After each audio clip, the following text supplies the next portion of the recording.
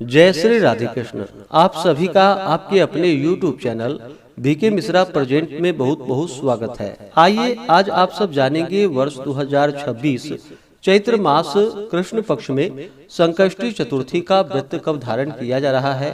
तो जानेंगे व्रत के शुभ मुहूर्त के बारे में, पूजन समय के बारे में, इस दिन चंद्रोदय चंद्र दर्शन का क्या समय होगा। तो आइए जानते हैं इन सबों के बारे में।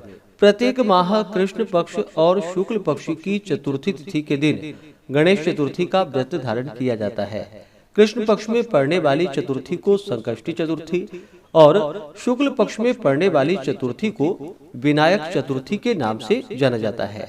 यह व्रत भगवान गणेश जी को अति प्रिय होता है। जो भी भक्त सच्ची श्रद्धा के साथ, नियम और निष्ठा के साथ चैत्र मास कृष्ण पक्ष की संकष्टी चतुर्थी का व्रत धारण करते हैं, तो इस व्रत के प्रभाव से व्यक्ति के सभी प्रकार के संकट दूर होते हैं। सभी प्रकार के दुख और कष्ट दूर होकर के यह व्रत पुत्र प्रदायिनी व्रत है। इस दिन विशेष प्रकार से भगवान गणेश जी के विकट नामक गणेश की पूजा करनी चाहिए। यह व्रत संकट नाशक और पुत्र प्रदायिनी व्रत है। चैत्र मास कृष्ण पक्ष की चतुर्थी तिथि प्रारंभ समय जो कि 6 मार्च 2026 दिन शुक्रवार शाम 5:55 और चतुर्थी तिथि की जो समाप्ति है वह 7 मार्च 2026 दिन शनिवार शाम 7:18 पे चतुर्थी तिथि की समाप्ति है। तो चंद्रोदय व्यापनी के अनुसार इस बार 6 मार्च 2026 दिन शुक्रवार को संकष्टी चतुर्थी का व्रत धारण किया जाएगा। वैसे अगले दिन 7 मार्च को शाम 7:18 तक चतुर्थी है। बहुत से भक्तजन अगले दिन का धारण कर लेते हैं, लेकिन अगले दिन जब आप व्रत धारण करेंगे तो शाम को चंद्रोदय के समय में जो कि पंचमी तिथि हो जाएगी। इस कारण से आप 6 मार्च 2026 दिन शुक्रवार को ही संकष्टी चतुर्थी का व्रत धारण करें। 6 मार्च को ब्रह्म मुहूर्त का समय सुबह 4:48 से सुबह 5:36 तक होगा।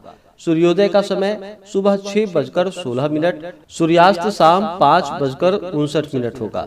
राहु काल का समय 6 मार्च को जो कि सुबह 10:41 से दोपहर 12:09 तक होगा। राहु काल समय के दौरान कोई भी शुभ कार्य या नया कार्य नहीं करना चाहिए, इस बात का ध्यान रखें। प्रातः काल पूजा का शुभ मुहूर्त सुबह 6:41 से सुबह 8:09 तक होगा। शाम को पूजा का शुभ मुहूर्त शाम 5 बजे से लेकर के रात्रि 8:47 तक होगा। चंद्र दर्शन का समय, चंद्रोदय का समय 6 मार्च को रात्रि 8:47 होगा। नक्षत्र हस्त होगा सुबह 9:31 तक। उसके बाद चित्रा नक्षत्र होगा।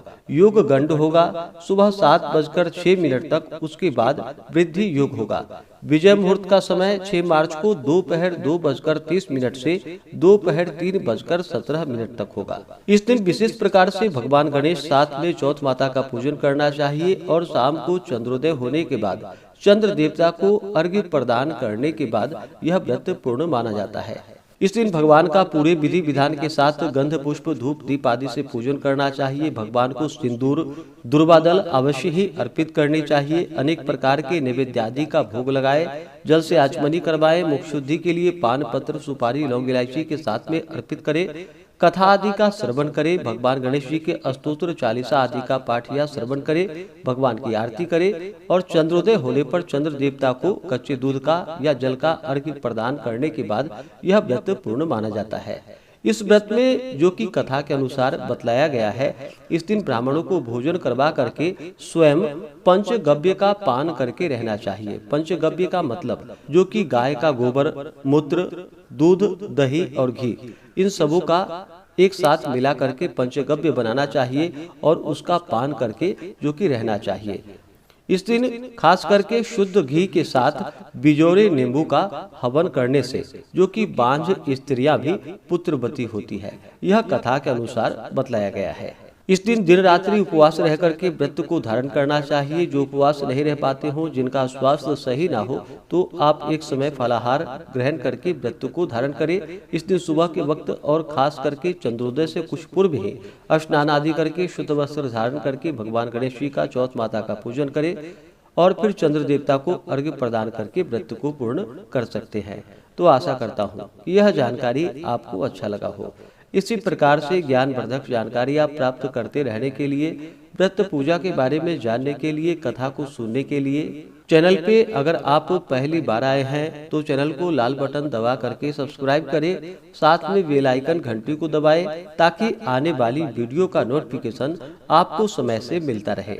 वीडियो को लाइक करें, शेयर करें। सुखी रहें और स्वस्थ रहें। जय श्री राधे कृष्ण। धन्यवाद।